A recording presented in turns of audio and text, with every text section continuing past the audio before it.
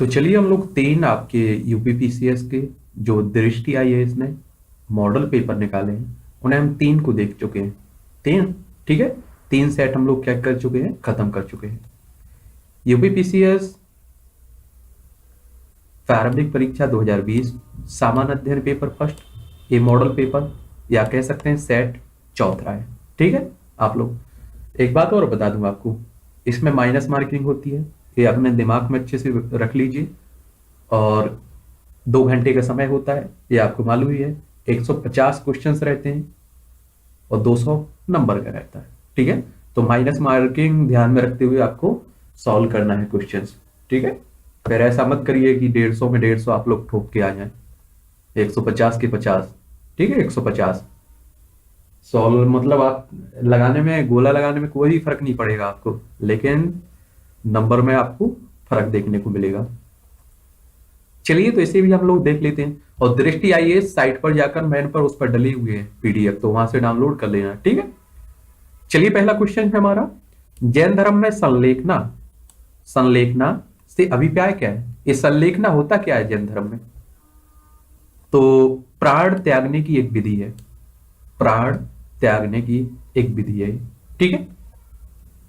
फिर आप देखेंगे अगला क्वेश्चन है, सूची 1 सूची 2 को हमें सम्मिलित करना है। सूची 1 और सूची 2 को क्या करना है, सम्मिलित करना है। महाभास पतंजलि से संबंधित है। नाट्यशास्त्र भरत मुनि से। कामसूत्र आप सभी जानते हैं युवात्सायन से। सौंदरानंद ए एस घोष से। तो इसमें क्या लगाएंगे, सी ऑप्शन। क्या लगाएंगे, सी ऑप्शन बिल्कुल सही है। अगला क्वेश्चन है, निम्नलिखित कथनों पर विचार करना है। निम्नलिखित कथनों पर क्या करना है, विचार करना है। जैन धर्म में आत्मा की अवधारणा नहीं है। अनेकांतवाद का संबंध जैन धर्म से है और इसमें से सही कथन हमें चुनना है। तो केवल आपका दूसरा कथन सही है, यानी कि भी ये ऑप्शन सही है। एक बात और आपको बताऊं, यहां इस कथन को आप लोग बड़े ध्यान से 1 से 2 बार पढ़ लिया करिएगा, क्योंकि आते हुए भी क्वेश्चन हम लोग गलत कर बैठते हैं इसकी वजह से। अब यहां पूछ लेता अगर कि सत्य नहीं है तो तुरंत इसका आंसर बदल जाता। समझ रहे हैं आप लोग कि एक कथन होता फिर, तो बड़े ध्यान से इसको पढ़ना है। अगला क्वेश्चन है, मंदिर की पंचायत शैली से अभिप्राय क्या है। क्या मतलब इससे? तो आपको मालूम होना चाहिए कि जब मुख्य मंदिर 4 सहायक मंदिरों से घिरा हो, ठीक है, यही पंचायत शैली है। तो 4 में क्या होगा, बी। अगला क्वेश्चन है, निम्नलिखित में से किस मंदिर का संबंध खजुराहो उपशैली से नहीं है। निम्नलिखित में से किस मंदिर का संबंध खजुराहो उपशैली से नहीं है? तो आपको मालूम होगा कि कंदरिया महादेव मंदिर है, पार्वती मंदिर है, लक्ष्मण मंदिर है, लेकिन लिंगराज मंदिर नहीं है यहाँ से संबंधित। ठीक है। खजुराहो एक जगह है एमपी में, छतरपुर जिले में। ठीक है, याद रखिए। तो इसमें क्या लगाएंगे आप लोग, डी ऑप्शन। अगला है, कठोपनिषद किस वेद का उपनिषद है? तो यह है यजुर्वेद का। ठीक है, किसका, यजुर्वेद का। बी ऑप्शन बिल्कुल सही है। आगे, नेचुरल हिस्ट्री नामक पुस्तक के लेखक कौन थे? तो आप सभी को मालूम होगा कि प्लिनी। ठीक है। हड़प्पा सभ्यता की अंतर्गत द्रवी मोम विधि द्वारा निर्माण किया जाता था। क्या? ये आपका मूर्तियों को किया जाता था, मूर्तियों का निर्माण किया जाता था। सी ऑप्शन आपका बिल्कुल सही है। आगे, सिंधु घाटी सभ्यता का स्थल कालीबंगा किस नदी के किनारे स्थित है? सिंधु घाटी सभ्यता का कालीबंगा जो स्थल है किस नदी के किनारे स्थित है? तो यह आपका घग्गर नदी के किनारे। ठीक है। ललित विस्तर विस्तर विस्तर बौद्ध धर्म के किस संप्रदाय से संबंधित है? तो यह आपका महायान। किससे? महायान। ए ऑप्शन बिल्कुल सही है। फिर आपको सूची 1 सूची 2 को सम्मिलित करना है। ये सूची 1 में रचनाएं हैं और सूची 2 में आपके रचनाकार हैं। ठीक है। अष्टाध्यायी आप सभी जानते हैं, पाणिनि। हर्षचरित आप सभी को मालूम होगा, बाणभट्ट। राजतरंगी आपको मालूम होना चाहिए, कलहन। मृच्छकटिकम, शूद्रक। ठीक है। तो इसमें क्या लगाएंगे आप लोग 11 में? A option. क्या लगाएंगे? अष्टाध्यायी पाणिनि, हर्षचरित बाणभट्ट, राजतरंगिणी कल्हण, मृच्छकटिकम शूद्रक। ठीक है, आगे चलते हैं। निम्नलिखित में से कौन सा स्थान नवपाषाण काल से संबंधित है? निम्नलिखित में से कौन सा स्थान नवपाषाण काल से संबंधित है? तो इसमें आप देखेंगे चिराग, बिहार,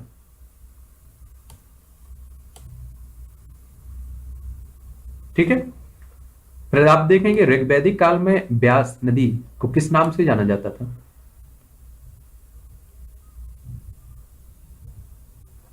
विपाशा। ठीक है। सांख्य दर्शन के प्रवर्तक कौन थे? सांख्य दर्शन के प्रवर्तक कौन थे? कपिल। कौन? कपिल।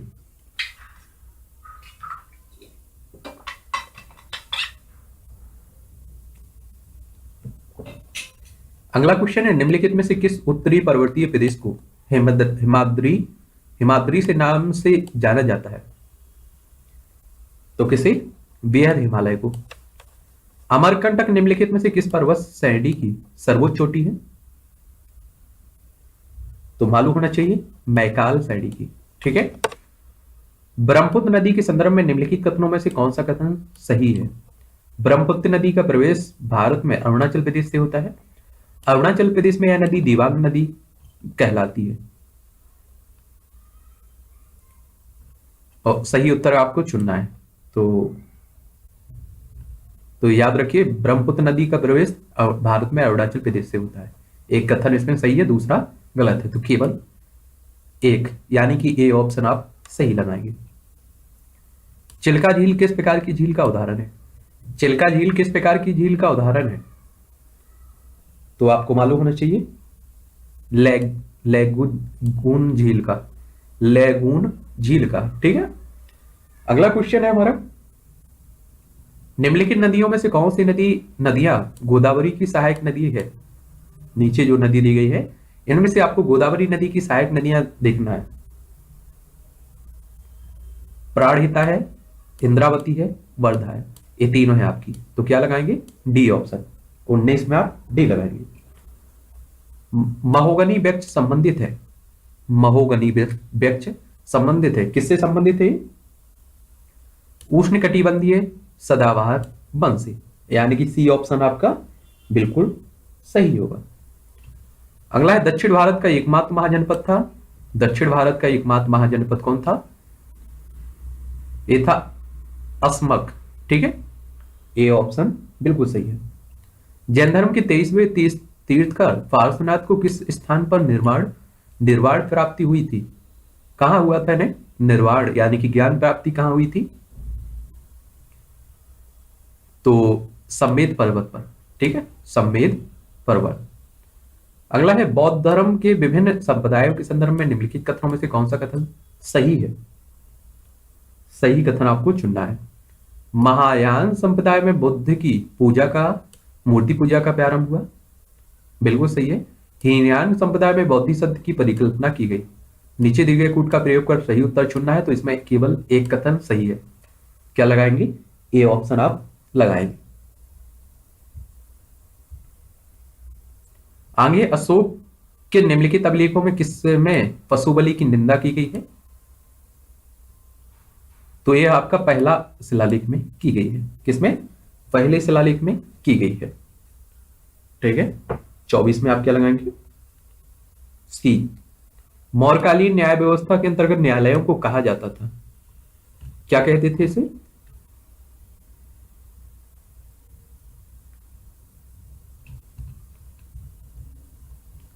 मौर्यकालीन न्याय व्यवस्था के अंतर्गत न्यायालयों को कहते थे कंटक शोधन, धर्म स्थिर। ठीक है। तो 1 और 3 होगा इसमें। क्या होगा? 1 3, यानी कि आप डी ऑप्शन लगाएंगे। सही कूट आपका डी है। 25 में डी। 26 में क्या कहता है? सुंग वंश का अंतिम शासक कौन था? सुंग वंश का अंतिम शासक कौन था? देवभूति। कौन था? देवभूति।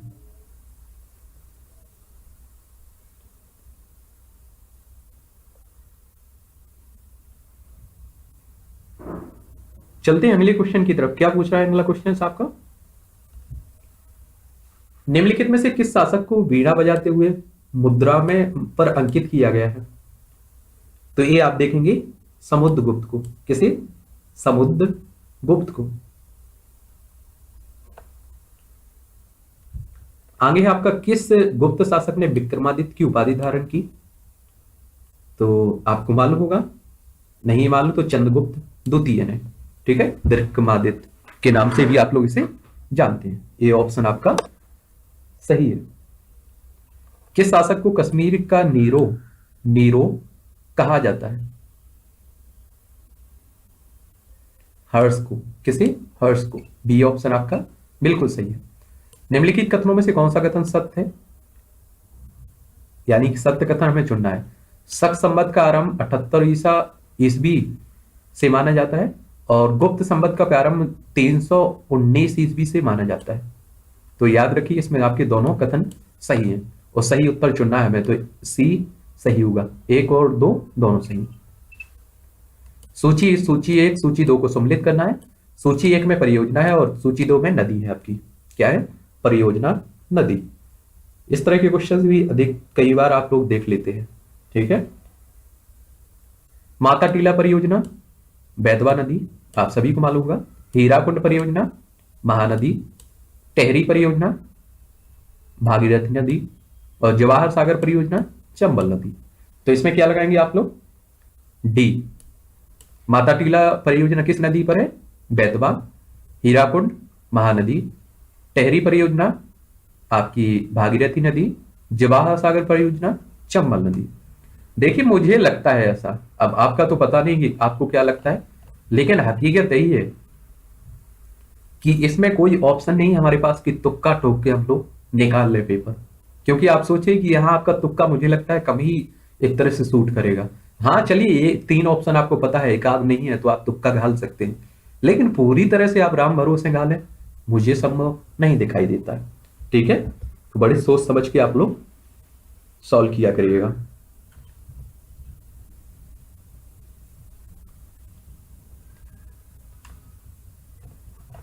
ये आपके लोएस्ट केंद्र हो गए और ये राज्य हो गए। सूची 1 सूची 2 को सम्मिलित करना में। नोवामुंडी, नोवामुंडी कहाँ है? ये आपको देखने को मिलेगा झारखंड में। कहाँ? झारखंड में। नोवामुंडी झारखंड में देखने को मिलेगा, ठीक है। और बेल्लारी, ये बेल्लारी कहाँ देखने को मिलेगा आपको? ये देखने को मिलेगा कर्नाटक में, ठीक है। और गुरु महिसानी, ये कहाँ देखने को मिलेगा? ये आपको उड़ीसा में। और बेलाडीला, ये बेलाडीला आपको छत्तीसगढ़ में देखने को मिलेगा, ठीक है। नोवामुंडी झारखंड, गुरु बेल्लारी, ये आपका बेल्लारी कहाँ? कर्नाटक। और गुरु महिसानी, ये कहाँ देखने को मिलेगा? उड़ीसा। बेलाडीला कहाँ देखने को मिलेगा? छत्तीसगढ़। इन्हें याद रखिए। तो इसमें आपका डी ऑप्शन है। इसे आप लोग डाउनलोड कर लें और आराम से बैठकर आप लोग पढ़ते रहिएगा, ठीक है। सूची 1 सूची 2 ये आपकी जनजाति है और राज्य संबंधित किन राज्य में है, ठीक है। तो बुक्सा जनजाति कहां से संबंधित है? ये आपको उत्तराखंड से। बुक्सा जनजाति उत्तराखंड। कोल जनजाति मध्य प्रदेश। टोडा जनजाति तमिलनाडु। खरवार जनजाति उत्तर प्रदेश। तो इसमें क्या लगाओगे आप लोग? 33 में बी। 33 में क्या लगाओगे? बी। क्योंकि आप जानते हैं बुक्सा जनजाति उत्तराखंड, कोल जनजाति मध्य प्रदेश, टोडा जनजाति तमिलनाडु, खरवार जनजाति उत्तर प्रदेश। अगला है, भारत का सबसे पूर्वी बिंदु की बिंदु कहां है? तो आप सभी को इतना तो मालूम होना चाहिए, मुझे लगता है कि बहुत नॉर्मल क्वेश्चन है। अरुणाचल प्रदेश में, ठीक है। भारत का सबसे पूर्वी बिंदु, तो आप समझिए कहां की बिंदु है? अरुणाचल प्रदेश में। नीचे 2 कथन दिए गए हैं, जिसे कथन ए कहा गया है एक को, और दूसरे को कारण आर। तो जैविक कृषि पर्यावरण अनुकूल पद्धति है।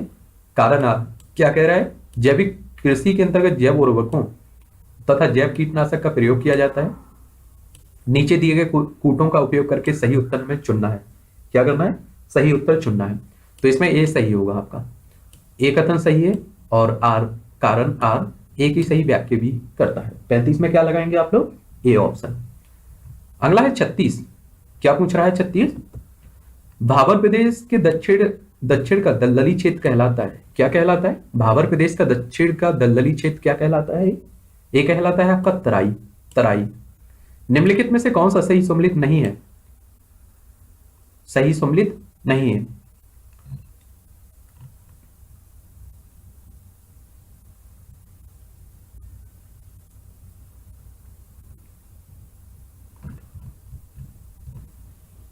काली मृदा मिट्टी उत्तरी कर्नाटक सही है। लेटेराइट मृदा ये आप देखेंगे केरल में, बिल्कुल सही है, ये भी सम्मिलित है आपका। मरुस्थलीय मृदा पश्चिमी राजस्थान, ये भी सही है। लाल पीली मृदा मणिपुर, ये गलत है आपका, यानी कि डी ऑप्शन लगाएंगे आप लोग इसमें, क्योंकि सही नहीं है पूछा था। ठीक है। अगला क्वेश्चन है चंबल का बीहड़ प्रदेश किस प्रकार के अपरदन का उदाहरण है? तो ये आपको मालूम होना चाहिए कि यह है अवनालिका अपरदन का। यहाँ डाकुओं की शरण स्थली भी रहती है, आप लोग देखते रहते हैं। पान सिंह तोमर आप लोगों ने देखी भी होगी। निम्नलिखित में से कौन सी कंपनी नवरत्न कंपनी है? निम्नलिखित कंपनियां जो नीचे दी गई हैं, इसमें आपको नवरत्न कंपनी बताना है। क्या बताना है? नवरत्न कंपनी। तो इसमें आप देखेंगे भारत इलेक्ट्रिकल लिमिटेड आपकी नवरत्न कंपनी में। ठीक है। मिनी रतन, नवरत्न, महारत्न। ठीक है। तो इसमें 39 में क्या लगाएंगे? सी। अगला क्वेश्चन है आपका क्षुद्र ग्रह के संदर्भ में निम्नलिखित में से कौन सा कथन सत्य है? यानी कि सही कथन चुनना है हमें और सही उत्तर चुनिए आप लोग। तो सही क्या है आपका? क्षुद्र ग्रह मंगल व शनि के मध्य विस्तृत क्षेत्र में पाए जाते हैं। क्षुद्र ग्रह सूर्य के चारों ओर दीर्घवृत्तीय कक्षा में पश्चिम से पूर्वी दिशा में परिक्रमा करते हैं। तो इसमें केवल आपका दूसरा है, केवल दूसरा है। ठीक है। क्योंकि क्षुद्र ग्रह आप देखते थे मंगल और बृहस्पति के बीच पाए जाते हैं। ठीक है। तो इसमें भी है आपका 40 में आपका भी है। 41 क्वेश्चन है निम्नलिखित कथनों में से कौन सा कथन सत्य है? यानी कि सत्य कथन आपको चुनना है, सही उत्तर चुनना है आपको, सत्य कथन। किताब उल रेहला को इब्न बतूता द्वारा फारसी में लिखा गया। बिल्कुल गलत है। इब्न बतूता ने मोहम्मद बिन तुगलक के दरबार में न्यायिक पद पर कार्य किया। बिल्कुल सही है, केवल दूसरा, यानी कि इसमें भी आपका 41 में बी होगा। 41 में क्या होगा? बी।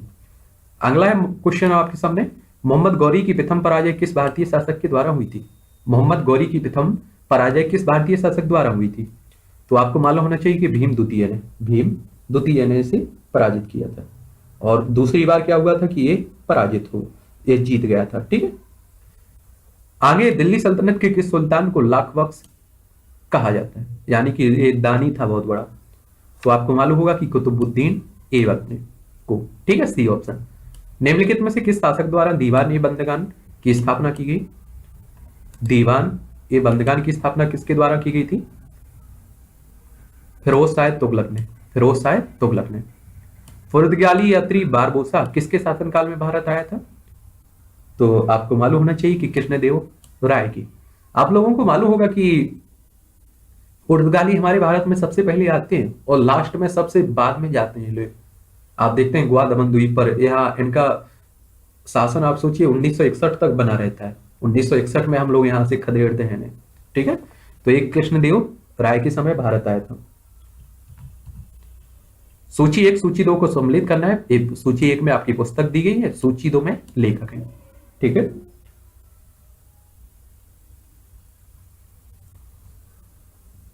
तारीख फिरोज शाही, जियाउद्दीन बर्नी, तबकाते नासिरी, मिनहाज उस सिराज, किताबुल रेहला, इब्न बतूता, तारीख उल हिंद अल वर्नी।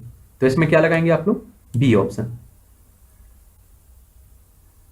तारीख फिरोज शाही किसके लेखक कौन है?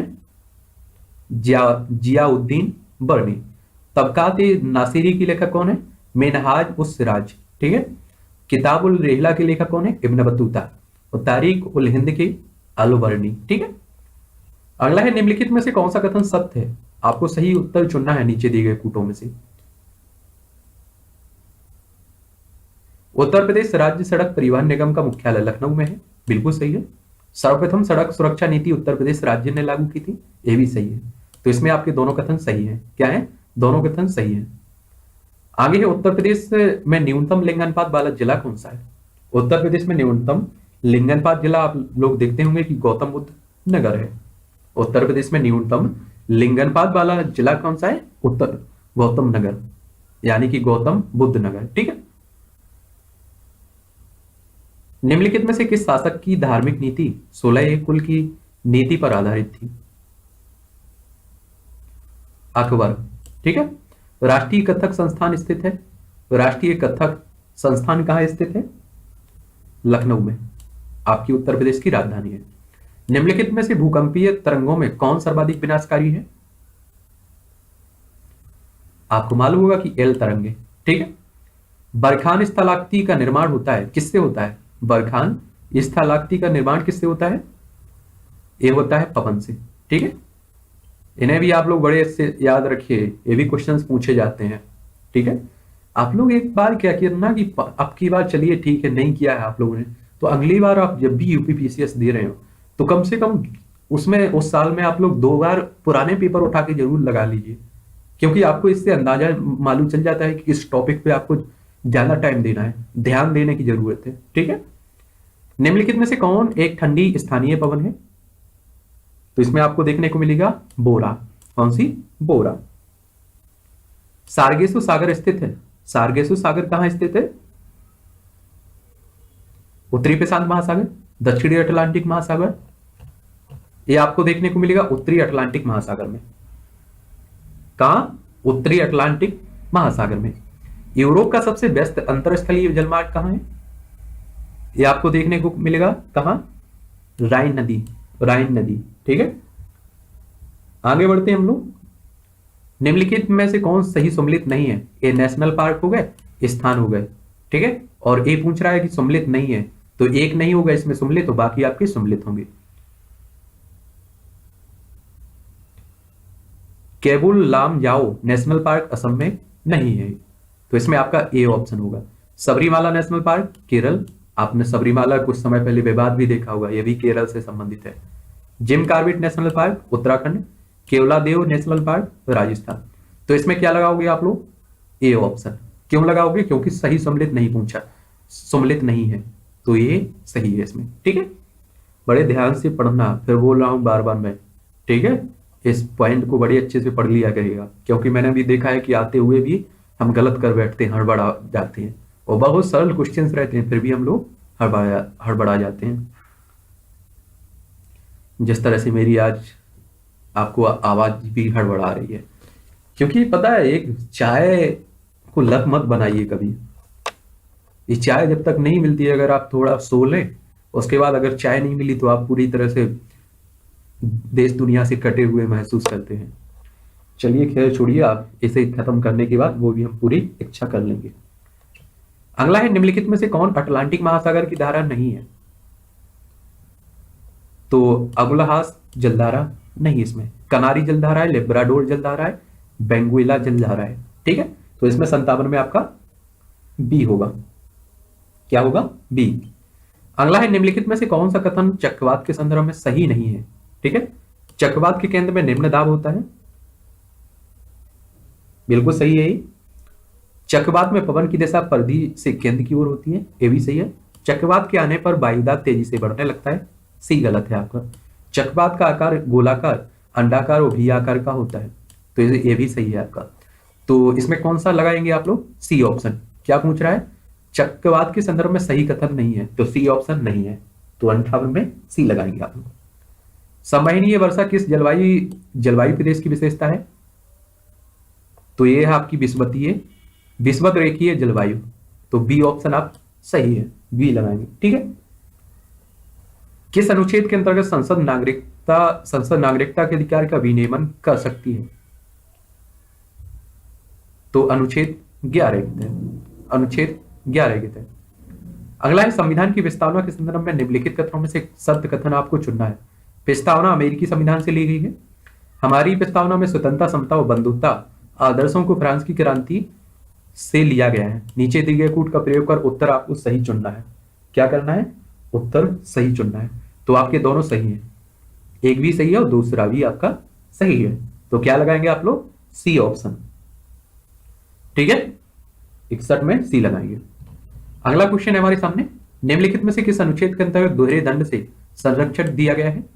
तो ये आपको मालूम होगा, मुझे लगता है कि ये तो इस तरह के मालूम रहना चाहिए। अनुच्छेद 20(2) में, अनुच्छेद 20(2) में, ठीक है, सुरक्षा मिलती है। अगला है, भारतीय संविधान के निम्नलिखित में से किस अनुच्छेद में गांधीवादी तत्वों के दर्शन होते हैं? तो ये है अनुच्छेद 40, क्योंकि पंचायतों से संबंधित है। आप समझिए कि पंचायतों का उल्लेख गांधी जी बहुत इसके पक्ष में थे। और आप सोचिए, गांधी जी कुछ समय तक और जिंदा रहते तो उसी समय हमें संविधान में पंचायतों को जगह भी दिला देते, जो आप देखते हैं 1992, 92, 93 में जाकर मिलता है। ठीक है, तो 40, ठीक है, डी ऑप्शन आपका कैसा है? बिल्कुल सही है। निम्नलिखित में से किस अधिनियम द्वारा भारत में संघीय न्यायालय की स्थापना की गई? तो ये आप देखेंगे भारत शासन अधिनियम 1935 के, यानी कि बी ऑप्शन आपका बिल्कुल सही है। सार्वजनिक संपत्ति को सुरक्षित रखें और हिंसा से दूर रहें, यह उपबंध संविधान में किसमें किया गया है? तो आपके मूल कर्तव्य में। लेकिन हम लोग कब करते हैं? आप देखते हैं कि जब विरोध प्रदर्शन करते हैं तो सरकारी संपत्ति को जलाते हैं, तोड़ते हैं। यानी कि हम लोगों को अपने मूल कर्तव्यों के बारे में ही मालूम नहीं है। मैंने हमेशा बोला है कि आप समझिए कि आप अगर हमारे देश में मौलिक कर्तव्य और मौलिक अधिकार सबको पता चल जाए और वो इसका अच्छे से यूज करें, तो आप सोचिए देश हमारा कहां से कहां पहुंच जाएगा। ठीक है, आगे है, राष्ट्रपति पर महाभियोग की प्रक्रिया में भाग नहीं लेते हैं। राज्यसभा व लोकसभा में निर्वाचित सदस्य। देखिए क्या पूछ रहा है, राष्ट्रपति पर महाभियोग की प्रक्रिया में भाग नहीं लेते हैं। और आप लोगों ने पुराने 3, हम लोगों ने अगर मॉडल पेपर आपने देखे हैं तो पहले बात भी कर चुके हैं। राष्ट्रपति पर महाभियोग किस अनुच्छेद के तहत लागू होता है? तो किस अनुच्छेद में इसका उल्लेख किया गया है? नीचे आप लोग लिखिए कमेंट में। ठीक है, दिल्ली व पुडुचेरी की विधानसभाओं के निर्वाचित सदस्य, राज्यसभा व लोकसभा के मनोनीत सदस्य। नीचे दिए गए कूट का प्रयोग उत्तर सही उत्तर चुनिए, आप लोग चुनना है। तो इसमें आप देखेंगे दिल्ली व पुडुचेरी विधानसभाओं के निर्वाचित सदस्य भाग नहीं लेते हैं, बाकी सभी लेते हैं। एक बात और आपको बता दूं, यहां देखिए राष्ट्रपति का जब चुनाव होता है तो उसमें आप देखेंगे लोकसभा, राज्यसभा और विधानसभाओं के निर्वाचित, एक पॉइंट यहां याद रखें, निर्वाचित शब्द आपको याद रखना है, भाग लेते हैं। लेकिन जब इस पर महाभियोग यानी कि हटाने की प्रक्रिया रहती है तो उसमें केवल लोकसभा और राज्यसभा के मनोनीत और आपके निर्वाचित दोनों सदस्य भाग लेते हैं। इसीलिए आप देखते हैं कि विरोध भी होता रहता है कि हमें चुनने का अधिकार दिया गया है, लेकिन विधानसभाओं को हटाने का अधिकार में शामिल नहीं किया जाता है। ठीक है, तो इसमें आप लोग ये ऑप्शन लगाएंगे, क्योंकि भाग नहीं लेते ये पूछ रहा है। अगर भाग लेते हैं तो आप देखते हैं कि 1 और 3 होता। अगला है, भारतीय संविधान के अनुच्छेद 165 के अनुसार क्या है? 165 में किसका उल्लेख है? तो ये आप देखेंगे राज्य के महाधिवक्ता की नियुक्ति से संबंधित है। 67 में आप सी लगाएंगे। ठीक है, अगला क्वेश्चन है, निम्नलिखित में से किस समिति का अध्यक्ष विपक्षी दल का सदस्य होता है? तो लोक लेखा समिति का अध्यक्ष विपक्षी दल का सदस्य होता है।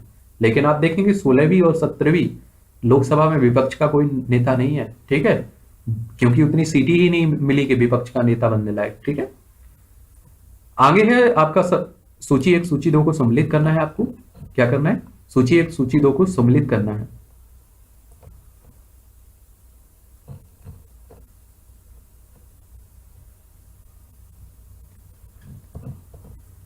क्या बोल रहा है? सर्वोच्च न्यायालय की शक्तियां हैं और अनुच्छेद है रिट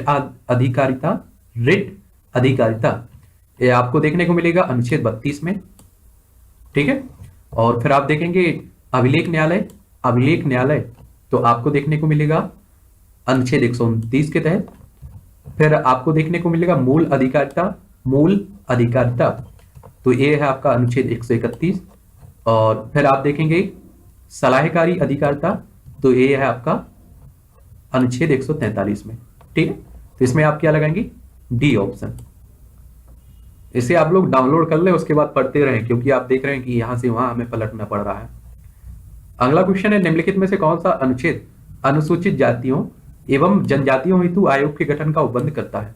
तो आप देखते हैं आर्टिकल 338। ठीक है, तो इसमें 70 में क्या लगाओगे, ए ऑप्शन।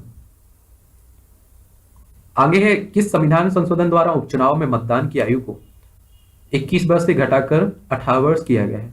तो यह 61वां संविधान संशोधन 1989 में। पहले आप 21 साल के हुआ करते थे, तभी आपको वोट देने का अधिकार था, लेकिन उसे घटाकर आप जानते हैं कि 18 वर्ष कर दिया गया है। ठीक है, लेकिन चुनाव लड़ने की आपको अगर सरपंच भी बनना है तो 21 साल होनी चाहिए आपकी, लेकिन वोटर की आईडी कितनी, 18 साल। तो 71 में आप सी लगाएंगे। ठीक है, अगला क्वेश्चन है, संसद के दोनों सदनों की संयुक्त बैठक के संदर्भ में निम्नलिखित कथनों में से कौन सा कथन है सही है? ये भी कई बार क्वेश्चन बन चुका है। किसी साधारण विधेयक पर गतिरोध की स्थिति में संविधान द्वारा संयुक्त बैठक का प्रावधान किया गया है। संविधान संशोधन विधेयक पर गतिरोध होने पर संयुक्त बैठक बुलाई जा सकती है। नीचे दिए गए कूट का उपयोग करके सही उत्तर चुनना है आपको। क्या चुनना है? सही उत्तर। तो केवल एक सही है इसमें। क्या है? केवल एक सही है इसमें। एक बात और बता दूं, जो संयुक्त बैठक होती है इसे बुलाता है राष्ट्रपति, लेकिन इसकी अध्यक्षता कौन करता है? लोकसभा अध्यक्ष। ठीक है, 72 में ये है आपका। अगला क्वेश्चन है आपके सूची 1 सूची 2 समनीय अपराध। समनीय अपराध का मतलब क्या होता है? मामले को आपसी समझौते से निपटाने की छूट। असमनीय अपराध,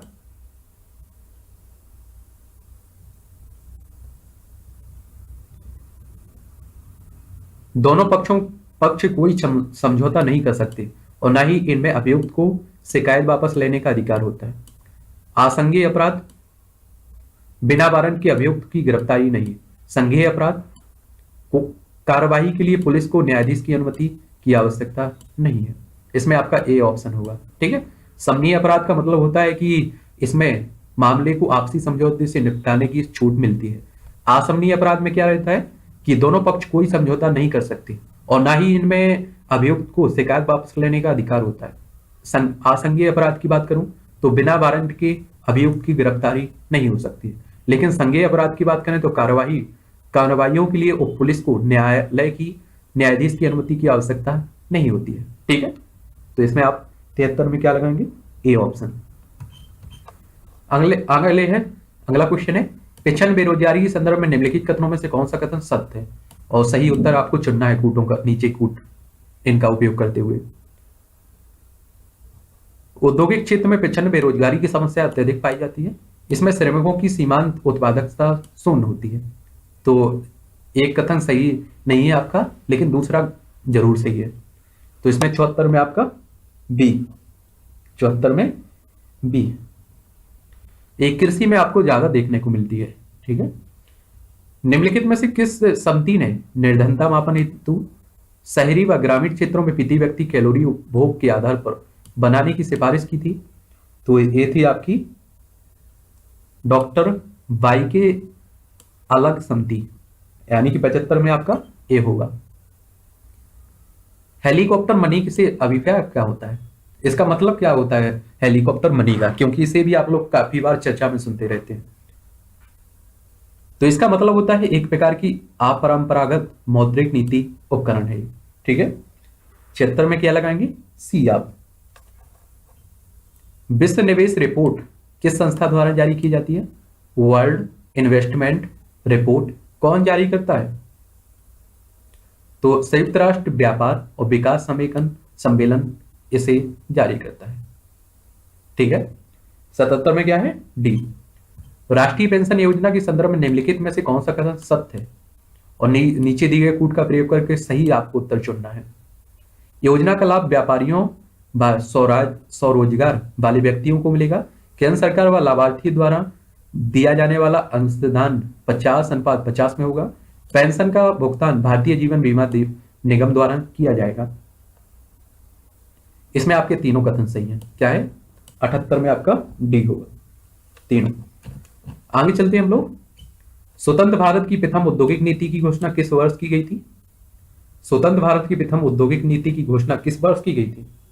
तो 1948 की बात है। निम्नलिखित मुद्रा पूर्ति मापों में से किसे व्यापक मुद्रा कहा जाता है? तो आपको मालूम होना चाहिए, ए है M3। ठीक है, अगला क्वेश्चन है, निम्नलिखित में से कौन से प्रत्यक्ष कर हैं? प्रत्यक्ष कर यानी कि डायरेक्ट टैक्स।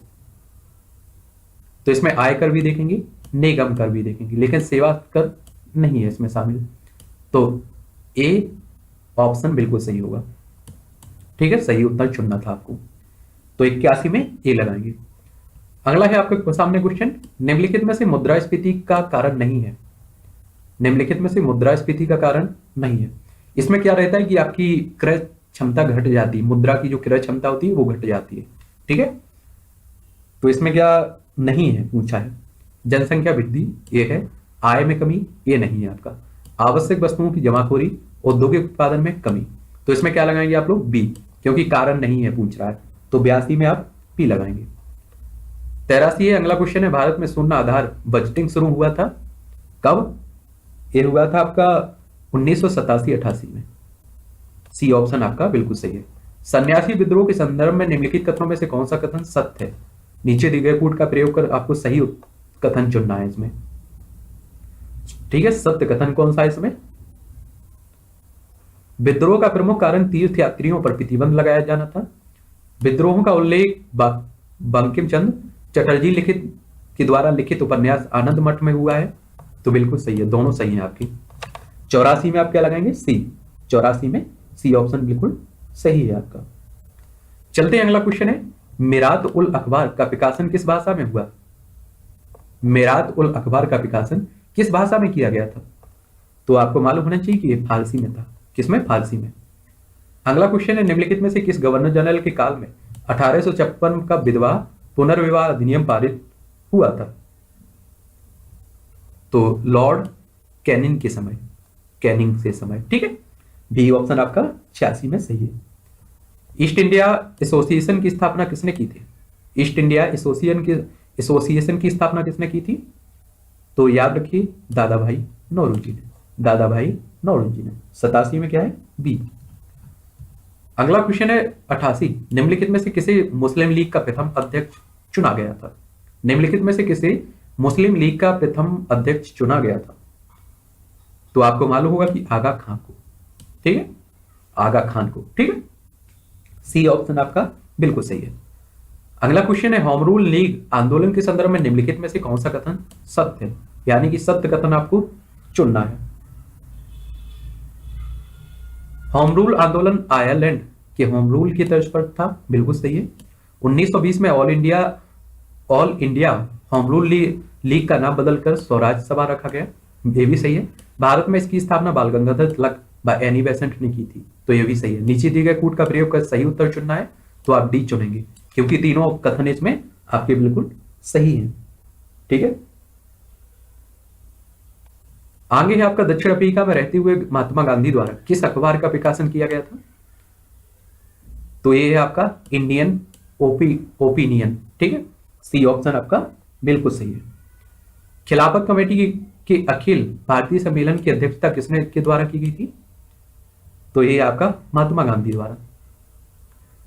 अगला क्वेश्चन है, निम्नलिखित घटनाओं को कालानुक्रम में व्यवस्थित कीजिए और नीचे दिए गए कूट का प्रयोग कर सही उत्तर चुनना है। काकोरी कांड, कानपुर षड्यंत्र, सैंडर्स की हत्या और लाहौर षड्यंत्र केस।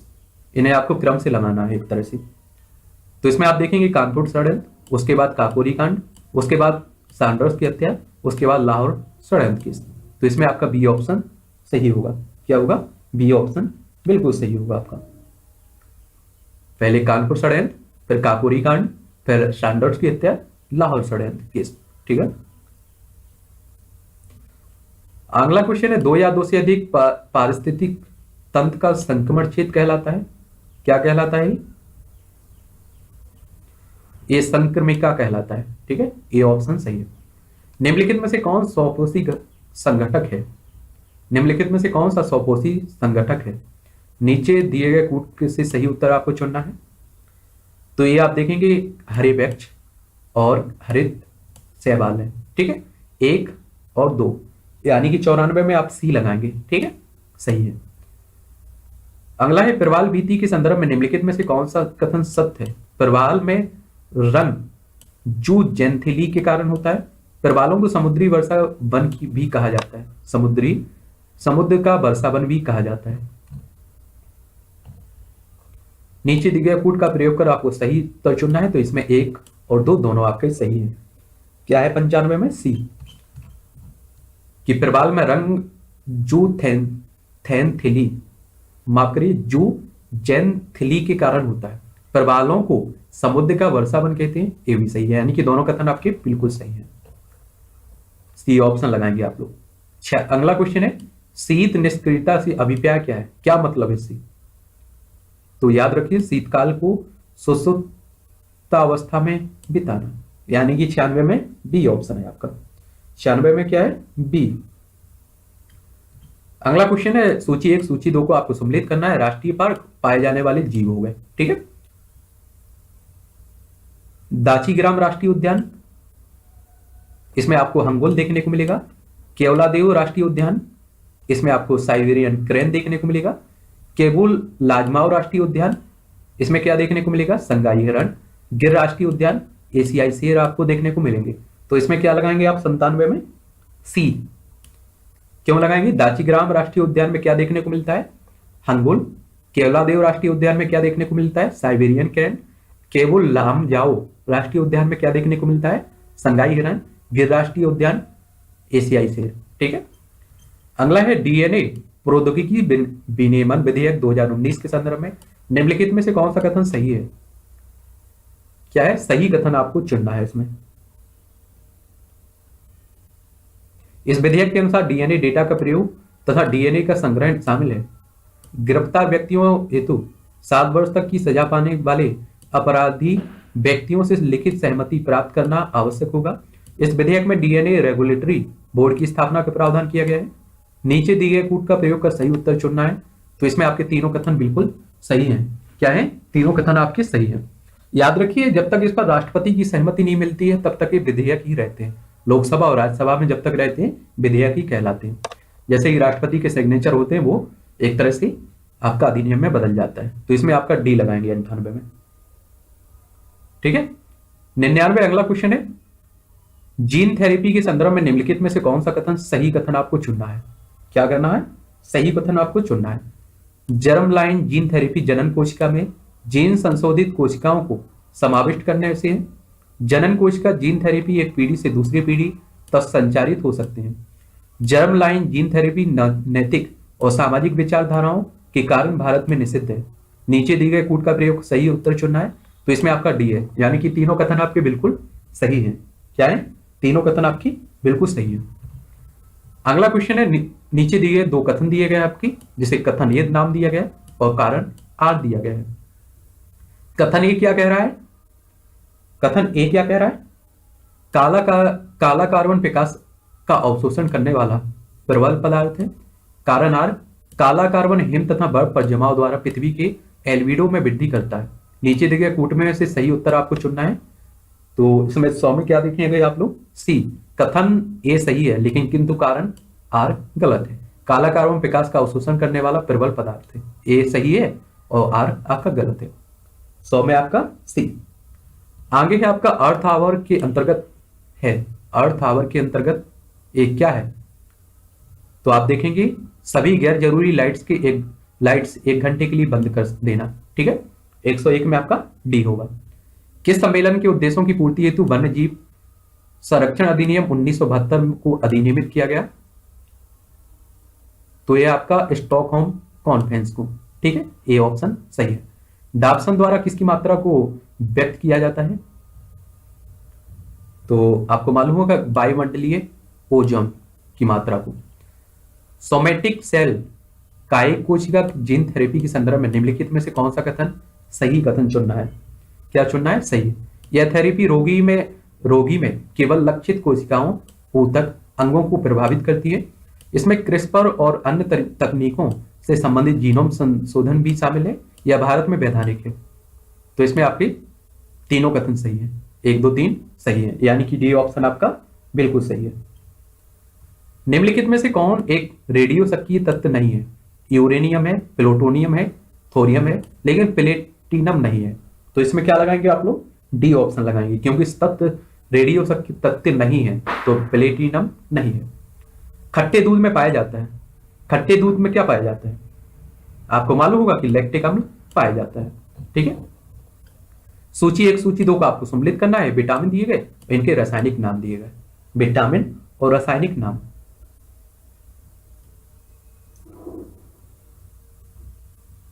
इसमें क्या करना है आपको कि सम्मिलित करना है विटामिन और रासायनिक नाम है इनके, ठीक है।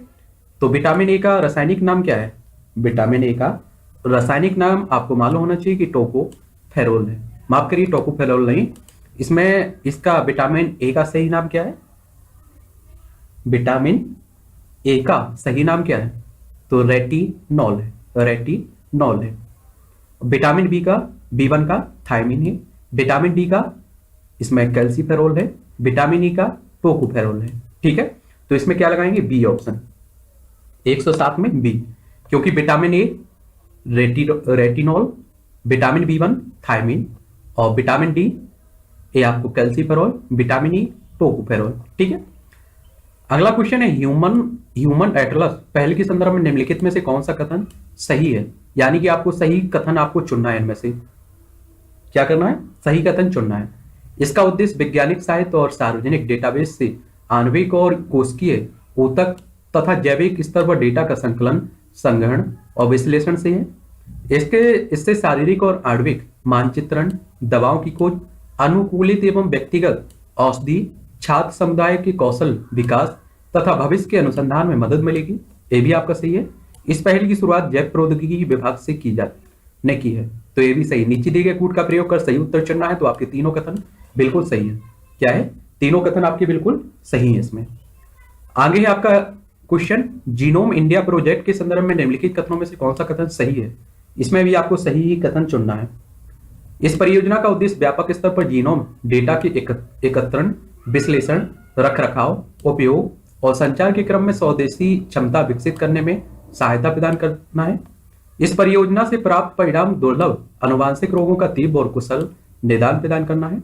नीचे दिए गए कूट का उत्तर सही आपको चुनना है। तो दोनों कथन आपके बिल्कुल सही है। क्या है? दोनों कथन आपकी बिल्कुल सही है।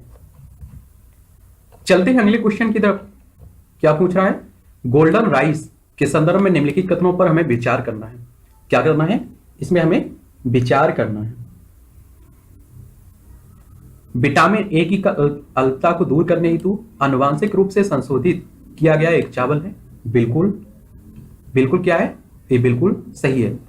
इसमें मक्का और बैक्टीरिया मूल के एक आंतरिक जीन होते हैं जो कि साथ मिलकर चावल के दोनों में प्रोटीन ए बीटा कैरोटीन का उत्पादन करते हैं। ये भी आपका सही है।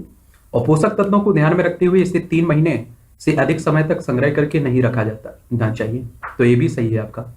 तो नीचे दिए गए कूट का प्रयोग कर सही उत्तर चुनना है। तो इसमें आपका 1, 2, 3 बिल्कुल सही है। यानी कि डी ऑप्शन आपका बिल्कुल सही है। इसमें क्या है? डी ऑप्शन बिल्कुल सही है। निम्नलिखित कथनों में से कौन सा सही है? कौन सा कथन सही है? तो इसमें आप देखेंगे इसरो द्वारा गगनयान नामक एक मानव रहित अंतरिक्ष यान की सहायता से व्योममित्र को अंतरिक्ष में भेजने की योजना है। व्योममित्र इसरो के सहयोग से विकसित एक महिला रोबोट है। नीचे दिए गए कूट का उपयोग कर आपको सही उत्तर चुनना है। तो इसमें आपके दोनों कथन सही हैं। लेकिन आप जानते हैं कि इसरो हमारी अंतरिक्ष एजेंसी है, ठीक है। तो इसमें आप क्या लगाएंगे? सी। अगला क्वेश्चन है, निम्नलिखित कथनों में से कौन सा कथन सही है? आवश्यक वस्तु अधिनियम 1955 सभी उपभोक्ताओं हेतु आवश्यक अनिवार्य वस्तुओं की उपलब्धता सुनिश्चित करता है या धोखाधड़ी करने वाले व्यापारियों से भी उपभोक्ताओं को सुरक्षा प्रदान करता है। नीचे दिए गए कूट में सही उत्तर आपको चुनना है। तो इसमें भी आपका दोनों कथन सही है, यानी कि सी ऑप्शन आपका सही है। G20 का 14वां शिखर सम्मेलन किस शहर में संपन्न हुआ? तो ये आपको देखने को मिलेगा कहां? Osaka, Japan. यानी कि ए ऑप्शन बिल्कुल सही है, ओसाका, जापान। आगे है, रॉबर्ट फर्स्ट किस देश का पहला उपग्रह है जिसे सफलतापूर्वक अंतरिक्ष में स्थापित किया गया है? तो ये है आपका श्रीलंका का। याद रखिए, इसे आप लोग इस तरह से भी याद रख सकते हैं क्योंकि रावण कहां से संबंधित था? श्रीलंका, ठीक है, लंका, तो इसीलिए। फिर आप देखते हैं कि IPL 2020 का मेजबान देश है। IPL 20 यानी कि 2020 का मेजबान देश कौन सा है? तो ये आपको देखने को मिलेगा UAE, ठीक है। फिर आप देखेंगे कालेश्वरम लिफ्ट सिंचाई परियोजना के संदर्भ में निम्नलिखित कथनों में से कौन सा कथन सत्य है? यह दुनिया की सबसे बड़ी मल्टी स्टेज लिफ्ट सिंचाई परियोजना है। इसके अंतर्गत कावेरी नदी का जल समुद्र तल से 100 मीटर लिफ्ट पर करमेडिक गड्ढा बांध तक पहुंचाया जाएगा। नीचे दिए गए कूट का उपयोग करके आपको सही उत्तर चुनना है। तो इसमें केवल एक सही है। क्या है? इसमें केवल आपका एक सही है। क्या सही है? यह दुनिया का सबसे बड़ी मल्टी स्टेज लिफ्ट सिंचाई परियोजना है। एक ऑप्शन सही है, ठीक है। फिर आप देखेंगे 117वां क्वेश्चन है, समुद्री सुरक्षा से संबंधित किस ऑपरेशन की शुरुआत भारतीय नौसेना ने ओमान की खाड़ी व फारस की खाड़ी में की है? तो ये आपका कौन सा है? ये आपको देखने को मिलेगा ऑपरेशन संकल्प। ऑपरेशन संकल्प, यानी कि आपका सी ऑप्शन बिल्कुल सही है। निम्नलिखित में कौन बैडमिंटन वर्ल्ड चैंपियनशिप में स्वर्ण पदक जीतने वाली पहली भारतीय बन गई हैं? तो ये कौन थी? तो ये है पीवी सिंधु साहब, ठीक है। राजीव गांधी खेल रत्न पुरस्कार 2019 पाने वाली दीपा मलिक का संबंध किस खेल से है? तो आपको मालूम होगा कि दीपा मलिक किस खेल से संबंधित है? पैरा एथलेटिक्स, ठीक है। TOI 270 से अभिप्राय क्या है? ये क्या है आखिर? तो याद रखिए ये है आपका ग्रही प्रणाली, ठीक है। अगला क्वेश्चन है, केंद्रीय प्रदूषण नियंत्रण बोर्ड द्वारा भारत में 324 संभावित स्थलों को विषाक्त पदार्थों से प्रभावित बताया गया। निम्नलिखित में से कौन सा राज्य संदूषित स्थलों में प्रथम स्थान है? तो ये आपको देखने को मिलेगा कौन सा? पश्चिम बंगाल। कौन सा? पश्चिम बंगाल। फिर आपका बॉम्बे नेचुरल हिस्ट्री सोसाइटी के संदर्भ में निम्नलिखित में से कौन सा कथन सत्य है, यानी कि सही? इस संगठन का लक्ष्य जैव विविधता एवं प्रकृति का संरक्षण करना है। इसका लोगो ग्रेट इंडियन बस्टर्ड का है। नीचे दिए गए कूट का उपयोग कर सही उत्तर चुनना है, तो इसमें केवल एक सही है आपका। क्या है? ए ऑप्शन बिल्कुल सही है। फिर आपका फॉर ए लिविंग प्लेनेट पर्यावरण से संबंधित किस अंतरराष्ट्रीय संगठन का स्लोगन है? तो ये आपको देखने को मिलेगा वर्ल्ड वाइल्ड लाइफ फंड, यानी कि WWF का, ठीक है। सी ऑप्शन आपका बिल्कुल सही है। निम्नलिखित जीवों में से कौन एक गंभीर संकटग्रस्त नहीं है? तो याद रखिए नीलगाय नहीं है, ठीक है। और ग्रेट इंडियन बस्टर्ड और घड़ियाल और बंगाल फ्लोरिकन है, लेकिन इसमें नील गाय नहीं है। तो इसमें क्या लगाएंगे आप लोग? डी, ठीक है। सूची 1 सूची 2 को सम्मिलित करना है। सूची 1 में आपके जैव मंडल दिए गए, जैव मंडल रिजर्व, और सूची 2 में राज्य और केंद्र शासित प्रदेश दिए गए हैं। तो इससे आपको मिलाना है एक तरह से। नोकरेक ये आपको मेघालय में देखने को मिलेगा। डिब्रू सिखोवा ये आपको कहां देखने को मिलेगा?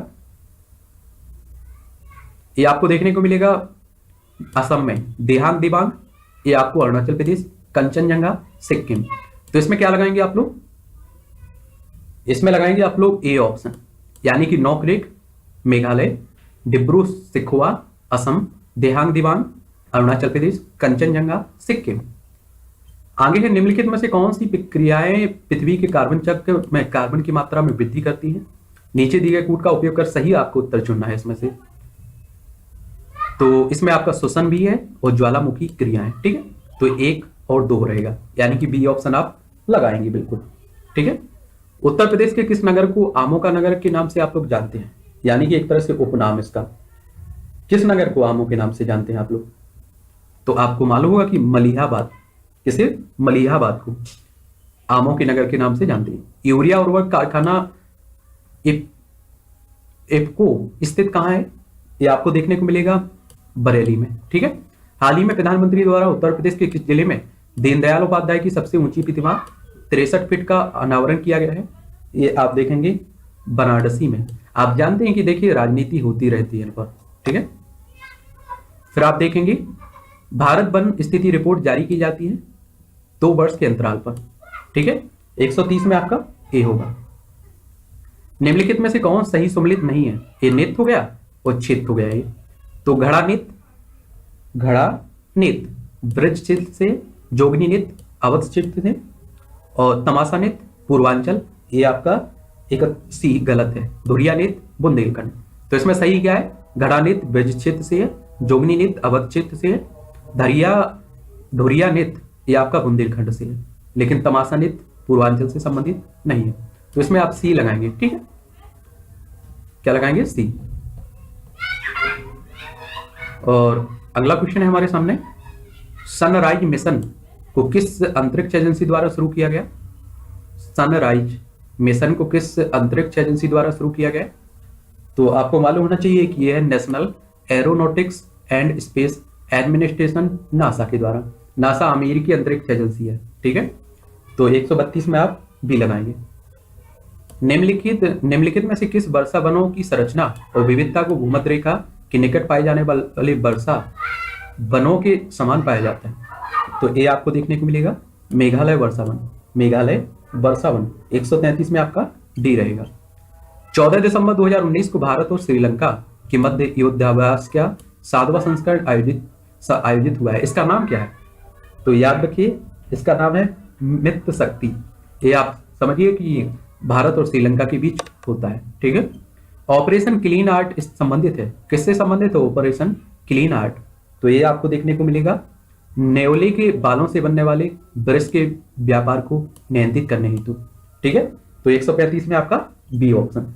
स्वच्छ सर्वेक्षण 2020 के अनुसार गंगा नदी के तट पर बसा सबसे स्वच्छ शहर कौन सा है? तो ये आपको याद रखना होगा, ये आपका है वाराणसी। कौन सा? बनारस, यानी कि वाराणसी। हाल ही में चर्चा में रही टेनेवो कला का संबंध किस देश से है? तो इसका है जापान से। किससे? जापान से। निम्नलिखित में से किसे 55वां ज्ञानपीठ पुरस्कार प्रदान किया गया है? तो ये मालूम होगा कि अक्कीतम अच्युतन नंबोदरी को, ठीक है। ए ऑप्शन आपका बिल्कुल सही है। नियोन है, नियोन क्या है? नियोन ये विश्व का पहला कृत्रिम मानव है, ठीक है, कृत्रिम मानव। आप समझिए कि मानव को भी बना देंगे कुछ दिन में। हाल ही में चर्चा में रहा महादेव वन्यजीव अभ्यारण्य किस राज्य में स्थित है? तो ये आपको देखने को मिलेगा कहां? गोवा में, ठीक है। सी ऑप्शन सही है। निम्नलिखित कथनों में से कौन सा कथन सत्य है, यानी कि सही आपको उत्तर चुनना है इसमें से। क्या है इसमें आपको अंतरराष्ट्रीय बौद्धिक संपदा सूचकांक 2020 में विश्व बौद्धिक संपदा संगठन द्वारा जारी किया गया। इस वर्ष 3 नई अर्थव्यवस्थाएं कुवैत, ग्रीस, डोमिनिकन गणराज्य को इस सूचकांक में शामिल किया गया। तो इसमें केवल 2 कथन सही है, लेकिन एक इसमें गलत है आपका, ठीक है। 141 में आप क्या लगाएंगे? बी। निम्नलिखित में से कौन सा वायरस मध्य पूर्व रिस्पिरेटरी सिंड्रोम तथा सीवियर एक्यूट रेस्पिरेटरी सिंड्रोम हेतु उत्तरदायी है? तो इसमें आप देखेंगे कोरोना वायरस, यानी कि सी ऑप्शन आपका बिल्कुल सही है। हाल ही में ग्रीन पीस इंडिया द्वारा जारी एयरपोकेलिप्स रिपोर्ट के अनुसार भारत का सबसे स्वच्छ शहर कौन सा है? तो ये आप देखेंगे कौन सा है? लोंगलेई मिजोरम का है, ठीक है। 143 में आपका बी लगाएंगे। मुक्तोश्री है, मुक्तोश्री क्या है? ये आपको देखने को मिलेगा चावल की एक नई किस्म है, ठीक है। फिर आप देखेंगे फरवरी 2020 में उत्तर प्रदेश की राजधानी लखनऊ में आयोजित प्रथम भारत अफ्रीका रक्षा मंत्री कॉन्क्लेव 2020 की में किस घोषणा को अपनाया गया? तो आपको मालूम होना चाहिए कि यह है आपका लखनऊ घोषणा, ठीक है। केंद्रीय बजट 2020 में किन सैंधव सभ्यता के स्थलों को स्थानिक संग्रहालयों सहित विद्यमान स्थलों के रूप में विकसित करने की घोषणा की गई है? तो इसमें आपका राखागढ़ी शामिल है, धौलावीरा शामिल है, ठीक है, लोथल शामिल नहीं है। तो इसमें आपका सी होगा 1-3। आगे है आपका नगोबा जात्रा एक आदिवासी त्योहार है, यह किस राज्य में मनाया जाता है? ये आपका तेलंगाना में मनाया जाता है। आप जानते हैं 2014 में तेलंगाना को आंध्र प्रदेश से अलग करके बनाया गया था। दनाकिल डिप्रेशन की अवस्थिति है उत्तर पूर्वी इथोपिया में, ठीक है। सी ऑप्शन आपका बिल्कुल सही है। ब्रह्मपुत्र पुष्करम उत्सव का संबंध है नदी उत्सव से। किसके? नदी उत्सव से। ए ऑप्शन आपका बिल्कुल सही है। काला पानी विवाद हाल ही में किन 2 देशों के मध्य चर्चा का विषय रहा है? तो याद रखिए भारत और नेपाल के बीच आपने देखा है काफी विवाद रहता है इस पर, अभी कोई इसका समाधान भी नहीं निकला है, ठीक है। तो ये था आपका चौथा मॉडल पेपर। एक और बचता है, उसे हम लोग कुछ समय बाद खत्म कर देंगे और खत्म है, ठीक है।